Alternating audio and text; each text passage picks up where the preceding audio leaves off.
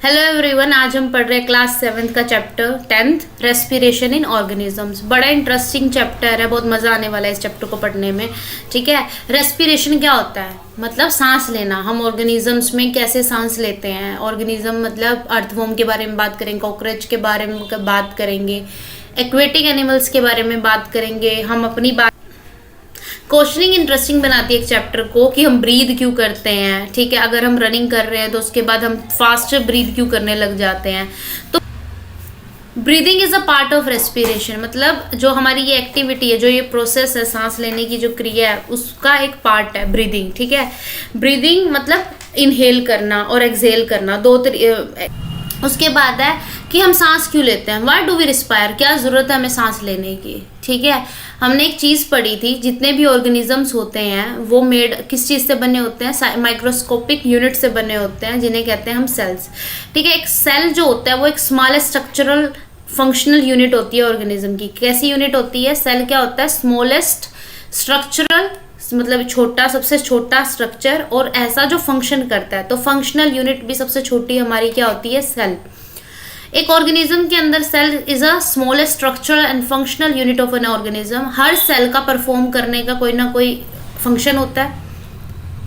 कुछ का काम होता है न्यूट्रिशन को एब्जॉर्ब करना, कुछ का होता है उस न्यूट्रिशन को ट्रांसपोर्ट करना, फिर एक्सक्रीट भी करते हैं हम, जो हमारे बॉडी में रेजिड्यू रह जाता है, फाइबर जो रह जाता है।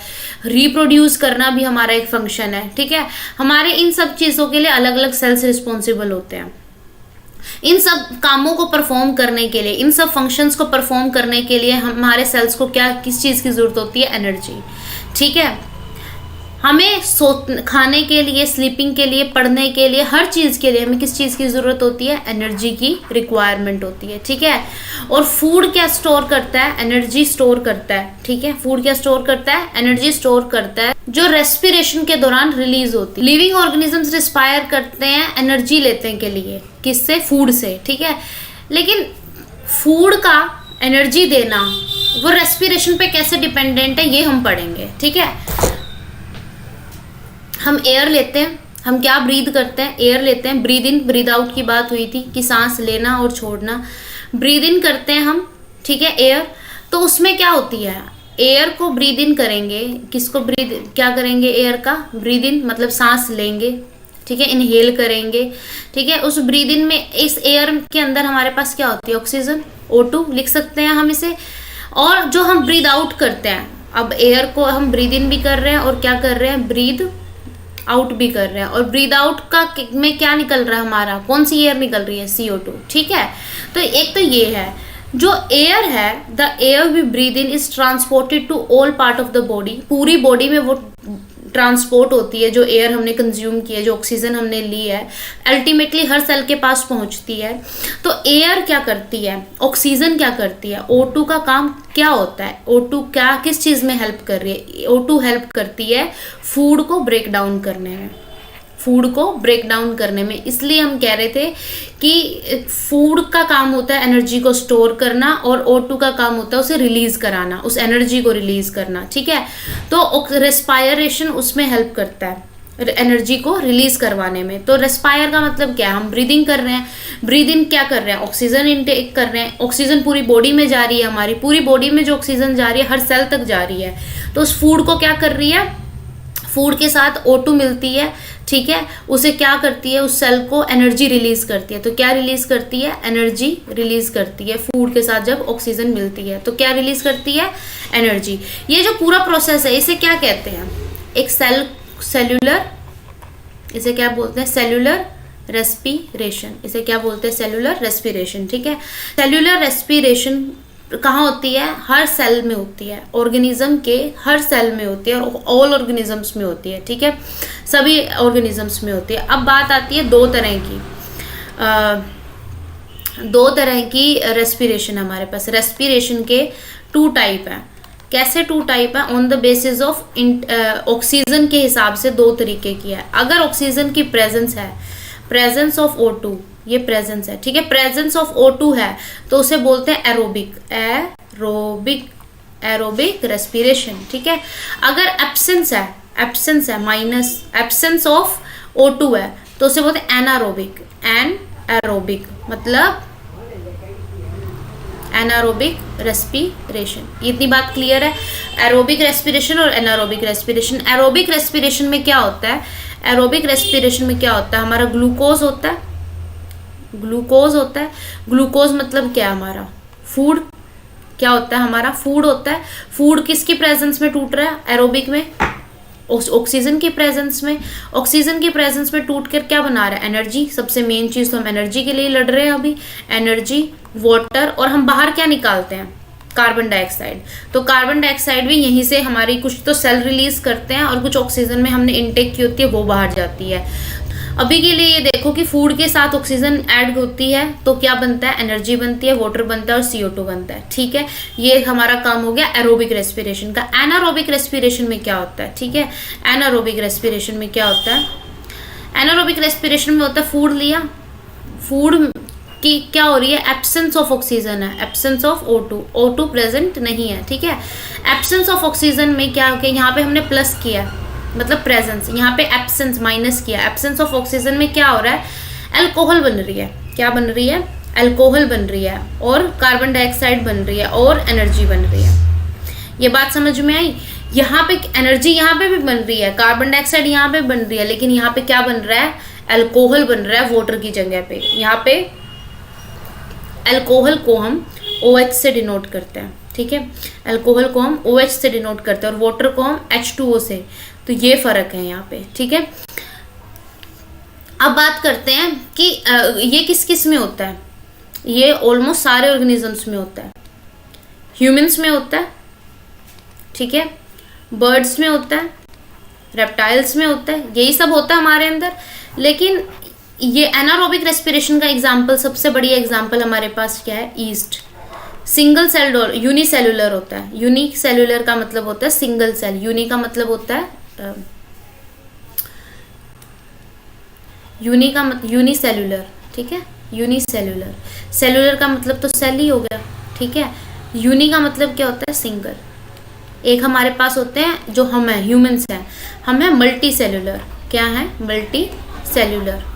मल्टी का मतलब क्या होता है? मैनी, बहुत सारे सेल्स होते हैं जिनके पास, ठीक है, फंक्शन करने के लिए। ये फर्क होता है मल्टी सेलुलर और यूनिसेलुलर में। अब बात करेंगे, हमने ईस्ट का एग्जाम्पल दिया। अब बात ये है, क्या हमारी बॉडी में एनारोबिक रेस्पिरेशन होती है? हाँ जी, होती है।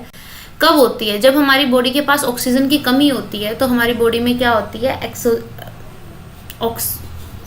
हमारी बॉडी में जब ऑक्सीजन की कमी होती है तो क्या होती है? एब्सेंस ऑफ ऑक्सीजन में हमारी बॉडी भी क्या करती है? हमारी बॉडी में भी एनारोबिक रेस्पिरेशन होती है। हाँ जी, होती है। कब होती है? जब लैक ऑफ ऑक्सीजन हो। एब्सेंस ऑफ ऑक्सीजन नहीं बोल सकते आप, लैक ऑफ ऑक्सीजन बोलेंगे इसे। ठीक है, इन लैक ऑफ ऑक्सीजन। ठीक है, लैक ऑफ ऑक्सीजन मतलब ऑक्सीजन की कमी होना। ये आपने देखा होगा, वर्कआउट करने के बाद क्रैम्प्स आते हैं। वर्कआउट करने के बाद क्या आते हैं? क्रैम्प्स आते हैं। और ये क्रैम्प्स किसकी वजह से आते हैं? क्या रिलीज हुआ है, क्या फॉर्म हुआ आपकी बॉडी में? आपके सेल्स ने लैक्टिक एसिड प्रोड्यूस किया। क्या प्रोड्यूस किया है? लैक्टिक एसिड प्रोड्यूस किया है, जो आपको क्रैम्प्स फील करा रहा है या फटीग फील करा रहा है। ठीक है, एनर्जी तो आपको वर्कआउट के बाद महसूस होती ही है। ठीक है, लेकिन कई बार क्या होता है, आपकी बॉडी में क्रैम्प्स आते हैं। जो वो क्रैम्प्स क्या होती हैं? मसल्स के पास क्या नहीं गया, हमारे ऑक्सीजन नहीं गई है। ठीक है, तो वहाँ पे क्या बनने लग जाता है? वहाँ पे एक्यूमुलेशन का मतलब होता है इकट्ठा होना। एक्यूमुलेशन का मतलब होता है इकट्ठा होना। ठीक है, एक्यूमुलेशन ऑफ लैक्टिक एसिड हो जाता है मसल्स में, तो फिर हमें क्रैम्प महसूस होता है। ठीक है, जब हमें क्रैम्प महसूस होता है, हमें क्या कहा जाता है? मसाज करो या गर्म पानी से नहाओ वर्कआउट के बाद जो क्रैम्प आता है। क्यों?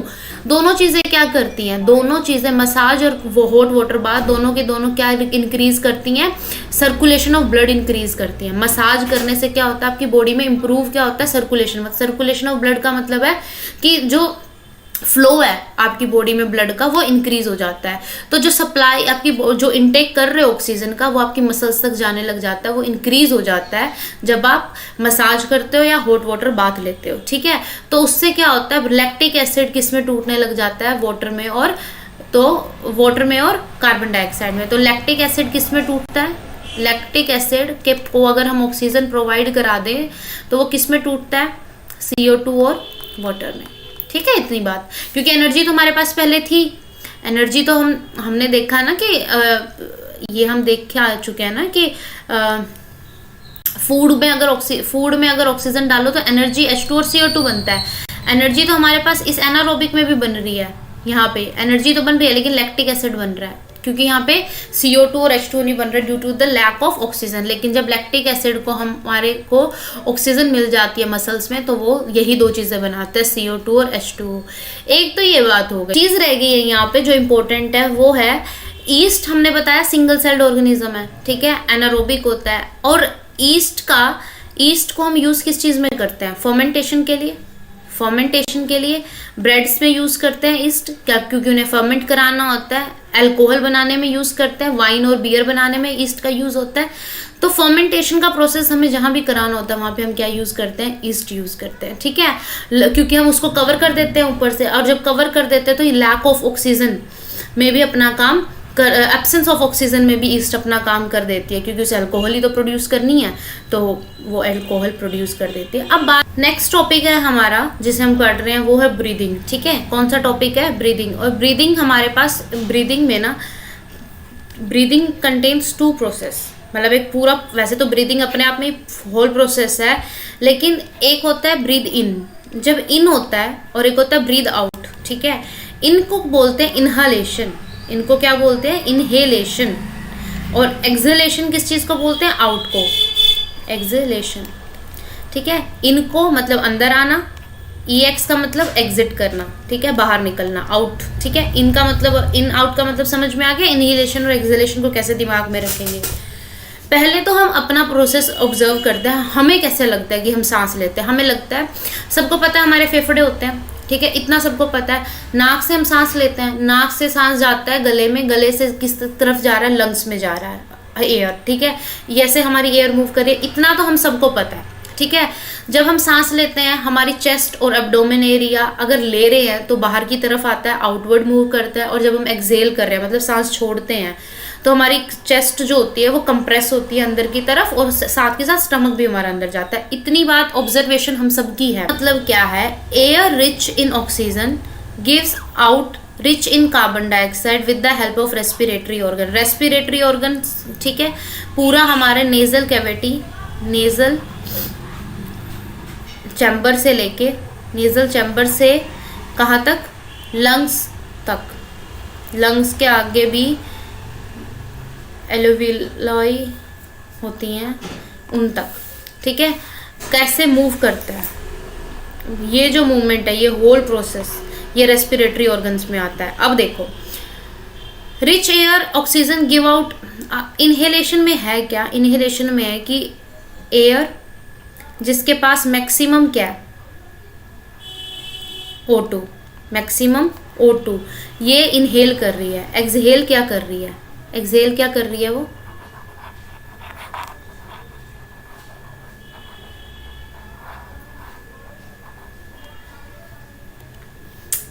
एक्सहेल क्या कर रही है? वो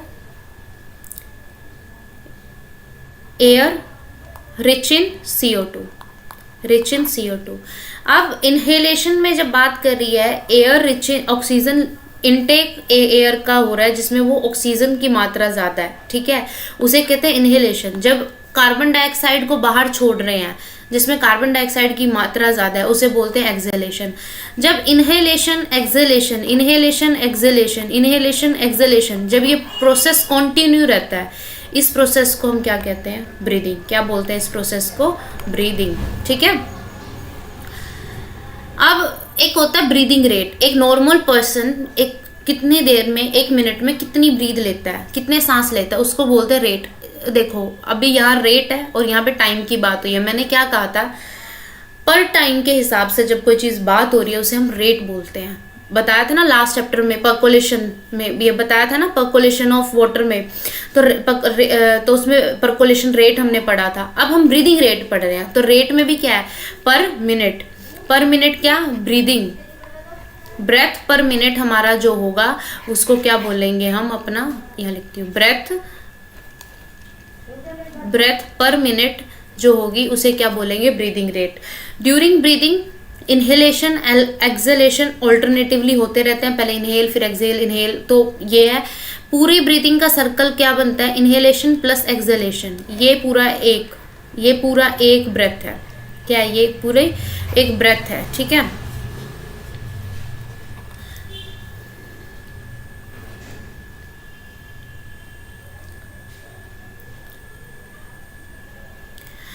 हमारी जो बॉडी है उसका जो ब्रीदिंग रेट है, ठीक है, वो हम रनिंग करेंगे, एक्टिविटीज़ के ऊपर भी डिपेंड करता है। ऐसा नहीं है कि बस ऐसे ही है सबका।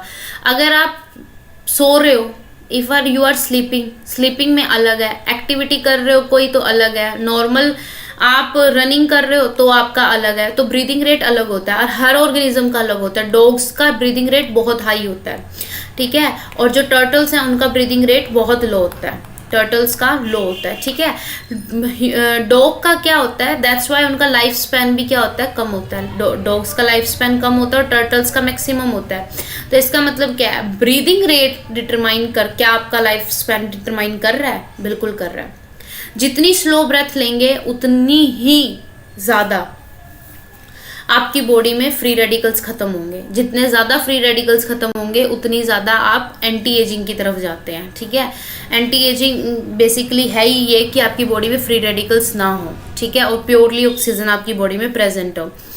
That's why people recommend to meditate to slow down your breath. कहते हैं breathe in breathe out relax, वो इसीलिए बोला जाता है क्योंकि जब आप बेस्ट स्टेट में होते हो तो आप सबसे कम डीप ब्रीदिंग करते हो और नंबर ऑफ रेट जो होता है उसका डिक्रीज हो जाता है, number of breath per minute आपकी डिक्रीज हो जाती है, ठीक है। फ्रॉम द अबव एक्टिविटी, तो ये कुछ नहीं है, तो बस ये मैंने आपको बता दिया, ठीक है। मोर ऑक्सीजन, ज़्यादा ऑक्सीजन सप्लाई होगी अपने सेल को, अगर आप तो ज़्यादा ऑक्सीजन अगर अपने सेल्स को सप्लाई होगी तो it speed up break down of food and more energy is release, ठीक है।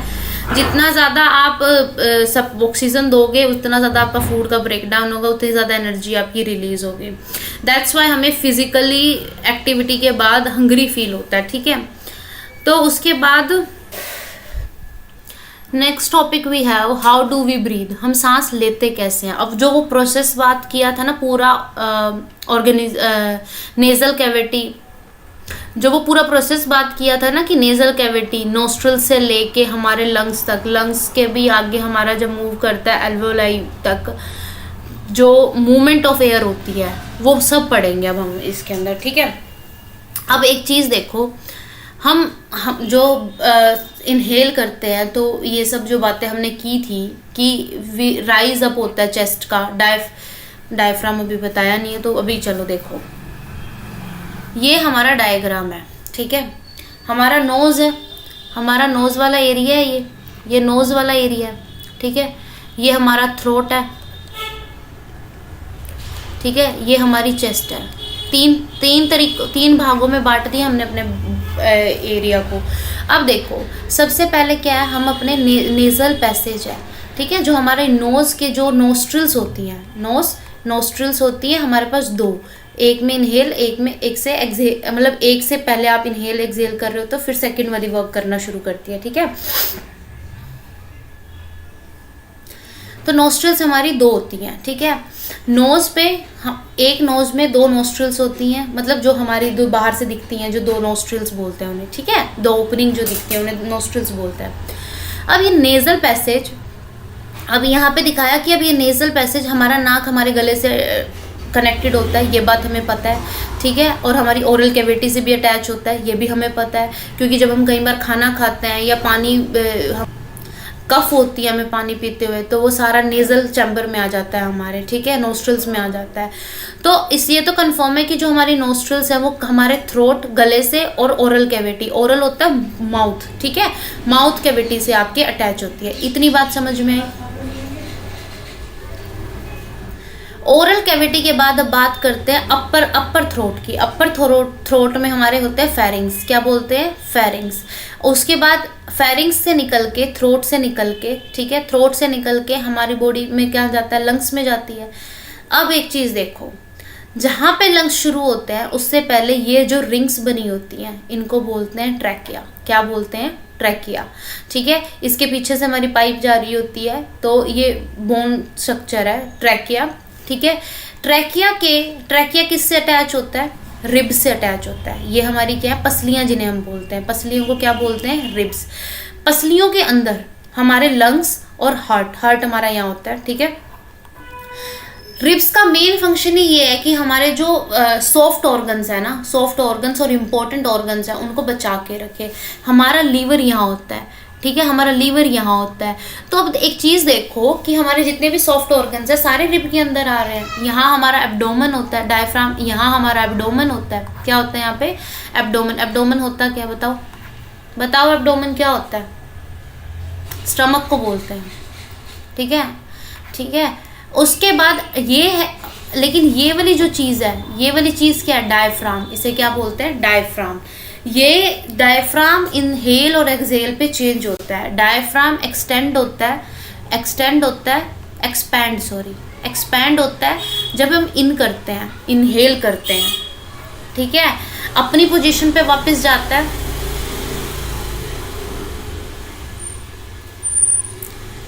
डेफ्लिएट करता है जब हम आउट करते हैं। ठीक है, तो ये हमारा इनहेल करने का और एक्सहेल करने का जितना भी है उसका मेन पार्ट्स हमने समझ लिए। अब देखो, सांस लेंगे, नोस्ट्रल से सांस आएगी, फेरिंग से ट्रैकिया, ट्रैकिया टू लंग्स जाएगी। अब एक चीज़ देख लेते हैं, हमारी जो एयर है कहाँ गई है? नोस्ट्रल्स में। ठीक है, नोस्ट्रल्स, नेज़ल कैविटी, वहाँ से कहाँ गई है? फेरिंग्स में। वहाँ से कहाँ गई है? ट्रैकिया में। ठीक है, उसके बाद ट्रैकिया से कहाँ गई है? ये जो सारा है ना, नोस्ट्रल से बाद वाला ये सारा विंड पाइप है। इसे क्या बोलते हैं? जैसे फूड पाइप थी ना हमारी, अब विंड पाइप हमारे पास। ट्रैकिया से कहाँ जाता है? लंग्स में। ठीक है, और उसके बाद हमने एक चीज़ देखी कि डायफ्राम जो होता है इनहेल करते हैं तो एक्सपैंड करता है डायफ्राम। ठीक है, और जब हम एक्सहेल करते हैं तो क्या करता है? अपनी पोजीशन पे आता है। यह हो गया हमारा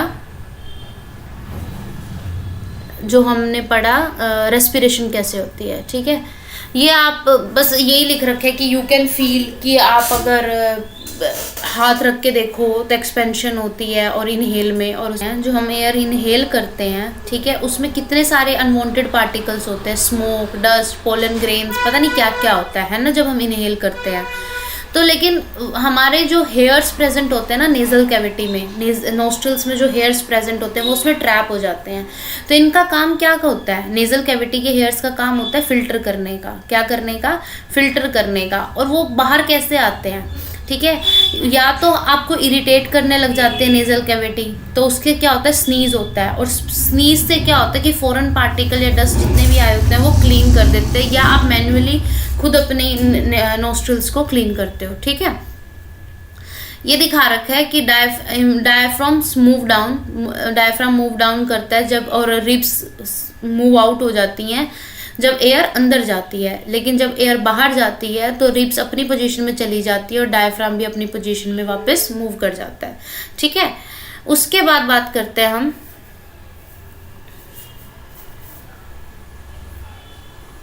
ये एक्टिविटी दे रखी है कि ब्रीद इन ब्रीद आउट पे हमारे लंग्स कैसे एक्सपेंड करते हैं। ठीक है, what do we breathe out? हम ब्रीद आउट क्या करते हैं? कार्बन डाइऑक्साइड, लेकिन हम ब्रीद आउट ऑक्सीजन भी करते हैं। प्राणायाम जो है वो क्या करता है? It increase the capacity of lungs to move air. ठीक है, ऑक्सीजन की सप्लाई पूरी बॉडी में अच्छे से हो जाती है और रिलीज करती है ज़्यादा अच्छे से एनर्जी। अब एक चीज़ देखो, ये रहा, ये बहुत इंपॉर्टेंट है, ये बहुत लोगों को ध्यान में ही नहीं रहती ये चीज़। हमें सिर्फ ये है कि हम इनहेल क्या करते हैं? ऑक्सीजन, और एक्सहेल करते हैं कार्बन डाइऑक्साइड, इतना ही पता है। ठीक है, लेकिन जब एनवायरनमेंट में हर चीज़ प्रेजेंट है, ऑक्सीजन के साथ कार्बन डाइऑक्साइड जब प्रेजेंट है तो हम इनहेल भी करेंगे। इनहेल हम दोनों करते हैं, लेकिन हमने उस टाइम भी जब डेफिनेशन पढ़ी थी इनहेलेशन की तो हमने कहा था we respire which is rich in oxygen, rich in oxygen, और एक्सहेल करते हैं which is rich in carbon dioxide, ठीक है। लेकिन इसका मतलब क्या, which is rich in carbon dioxide, यहाँ के कंपैरेटिवली अगर आप देखोगे तो क्या रिच है, कार्बन डाइऑक्साइड ज़्यादा है यहाँ से, और यहाँ से अगर कंपेयर करोगे, बात कंपैरिजन की हो रही है। वैसे हम एक्सहेल, जैसे प्लांट्स है ना, प्लांट्स भी ऑक्सीजन लेते हैं, ऐसा नहीं है कि प्लांट्स ऑक्सीजन नहीं लेते। तो हम मेनली क्या पढ़ते हैं कि वो कार्बन डाइऑक्साइड लेते हैं, ठीक है, क्योंकि कंपैरिजन की बात हो रही है कि वो क्या ज़्यादा कंज्यूम करते हैं इनहेलेशन और एक्सहेलेशन की परसेंटेज के हिसाब से। तो ये समझ में आया। उसके बाद करेंगे कि ब्रीदिंग दूसरे ऑर्गेनिजम्स में कैसे होती है, ठीक है। हम कॉकरोच की बात कर रहे हैं। कॉकरोच की ना साइड में ओपनिंग्स होती हैं बॉडी की, ठीक है। बहुत सारे इंसेक्ट्स भी होते हैं जिनमें ओपनिंग्स होती हैं, और उन ओपनिंग्स को स्पायरिकल्स बोलते हैं। क्या बोलते हैं? स्पायरिकल्स बोलते हैं ओपनिंग्स को। लेकिन जो ये नेटवर्क है, जो वेन्स का जो नेटवर्क होता है, उस नेटवर्क को बोलते हैं ट्रैकिया, जिसका काम क्या होता है? गैस एक्सचेंज का। ट्रैकिया का क्या काम होता है? गैस एक्सचेंज करना। ऑक्सीजन जो होती है, oxygen rich air rush into the spiracles and into tracheal tubes. Spiracles से एंटर करके ट्रैकियल ट्यूब्स में जाती है, ऑक्सीजन से रिच होती है। लेकिन फिर वो क्या करती है? देखो, कॉकरोच का हम पढ़ते हैं, क्या होता है? स्पायरिकल्स ने एब्जॉर्ब किया एयर को, उसके बाद वो ट्रैकिया के नेटवर्क में गया। ट्रैकिया क्या करता है? उसे डिफ्यूज करता है बॉडी टिश्यूज़ में। कहाँ करता है? बॉडी टिश्यू से। और बॉडी टिश्यू क्या करते हैं? उसको सेल तक पहुंचा देते हैं, ठीक है। तो हर सेल को इस तरीके से ऑक्सीजन मिल जाती है। सिमिलरली कार्बन डाइऑक्साइड, यहाँ से अगर कार्बन डाइऑक्साइड रिलीज होती है, क्योंकि यहाँ पे क्या बनता है? H2O, H2O, CO2 और एनर्जी बनेगी जब वहाँ पे फूड का ब्रेकडाउन होगा। तो जो ये CO2 है, ये बॉडी टिश्यू के पास जाएगी, बॉडी टिश्यू इसे डिफ्यूज करेगा ट्रैकिया के अंदर, और ट्रैकिया से स्पायरिकल, और स्पायरिकल से आउटसाइड द बॉडी, ठीक है। अर्थवॉर्म, अर्थवॉर्म कैसे लेता है? अर्थवॉर्म लेता है स्किन के थ्रू। कैसे ब्रीथ करता है? स्किन के थ्रू ब्रीथ करता है। That's why it feel moist and slimy जब आप टच करते हो ना अर्थवॉर्म को, क्योंकि वहाँ से वो क्या पास कर रहा होता है? गैसेस पास कर रहा होता है। इनहेल और एक्सहेल वहाँ से करता है, ठीक है। अब बात करते हैं एक्वेटिक एनिमल्स की, मतलब जो वो पानी के नीचे ब्रीथ करते हैं, ठीक है। जो पानी के नीचे ब्रीथ करते हैं उनके पास क्या प्रेजेंट होते हैं? गिल्स प्रेजेंट होते हैं। क्लास 6 की बुक में भी देखा था हमने ये वाली चीज़, ठीक है। तो वो क्या करते हैं? कहाँ से ऑक्सीजन लेते हैं? जो वाटर में डिजोल्व ऑक्सीजन होती है ना, वाटर की डिजोल्व ऑक्सीजन, देखो कहाँ गया, वाटर की जो डिजोल्व ऑक्सीजन होती है ना, वाटर में जो ऑक्सीजन प्रेजेंट है ना, वो ये गिल्स के थ्रू लेते हैं, ठीक है। तो करते क्या है ये कि गिल्स है क्या? एक तरीके की स्किन की प्रोजेक्शन ही है। गिल्स किस में हेल्प करते हैं? ब्रीदिंग में हेल्प करते हैं। फिश है, माउथ में वाटर लेके जाती है, वो गिल्स में जाता है, उससे ऑक्सीजन लेके बाकी ब्लड वेसल्स को पास कर दिया जाता है। ब्लड वेसल्स को ऑक्सीजन एब्जॉर्ब करके ब्लड वेसल्स को पास कर दिया जाता है, बाकी पानी बाहर आता है, ठीक है। उस पानी के थ्रू कार्बन डाइऑक्साइड बाहर आती है, ठीक है, क्योंकि वो ब्लड वेसल से गिल के थ्रू ही आ रही है कार्बन डाइऑक्साइड भी। और जब तभी वहाँ पे हमें क्या दिखता है? ऐसे ऐसे बबल्स दिखते हैं ना, तो वो यही है कि गैस बाहर निकल भी रही है, CO2, ठीक है। Do plants also respire? क्या प्लांट्स भी सांस लेते हैं? अब ये बात तो पता होनी चाहिए, क्योंकि ये तो हम पहले पढ़ चुके हैं, हमने स्टोमेटा वगैरह पढ़े थे, ठीक है।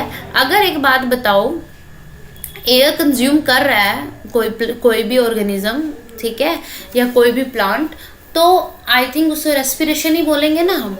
Each part can independent take in oxygen from the air and give out carbon dioxide.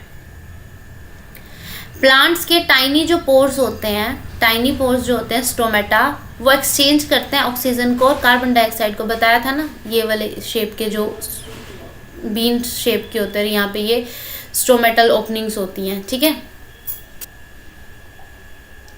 Root cells जो होती हैं उनको भी ऑक्सीजन चाहिए होती है, ठीक है। वो कहाँ से लेती हैं? सोयल के बीच में जो एयर प्रेजेंट होती है उसे क्या बोलते हैं? जो सोयल के बीच में एयर प्रेजेंट होती है उसे क्या बोलते हैं? बोलो। जो सोयल के बीच में एयर प्रेजेंट होती है उसको क्या बोलते हैं? Aeration of soil, aeration of soil, ठीक है। तो सॉइल की एरिएशन जो है वो अच्छे इसलिए होनी चाहिए, इसीलिए हम प्लोइंग करते हैं, है ना। कि उसकी एरिएशन हम इंक्रीज कर सके, किसकी, सोयल की एरिएशन हम इंक्रीज कर सके। ओके, चलो जी, चैप्टर हो गया हमारा फिनिश।